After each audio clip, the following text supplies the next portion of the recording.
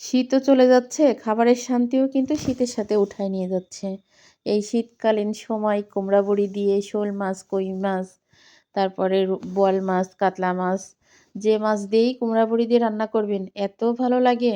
এই শীতের পরে কিন্তু আর কুমড়া বড়ির তরকারিও ভালো লাগবে না, কোনো তরকারিতে আর স্বাদও থাকবে না।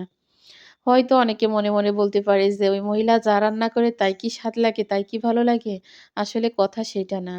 একেকটা মাছের জন্য একেকটা তরকারি থাকে। সেই মাছ দিয়ে সেই তরকারি দিয়ে রান্না করলে কিন্তু অরিজিনালি অনেক বেশি স্বাদ থাকে। তবে রান্না করারও কিন্তু কায়দা থাকে।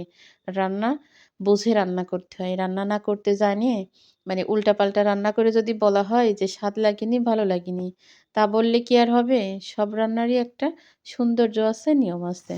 তো আমি সুন্দর করে কিন্তু মসলাটা কষায় নিছি। বড়িগুলা আলাদা ভেজে রেখে দিছি। মাছ দিয়ে আলু দিয়ে একসাথে কষায় নিচ্ছি। যেহেতু আলু কম দিছি, মাছ বেশি দিছি। কষানো হয়ে গেলে বড়ি দিয়ে ঝোলের পানি দিয়ে দেব। তরকারি চুলায় রেখে কিন্তু আরেকটা তরকারি মাখাচ্ছি, গ্যাসে রান্না করব। এটা হচ্ছে অল্প একটু লাউ শাক রান্না করব। এই মাছগুলা দিয়ে একদম আলু দিব না, অল্প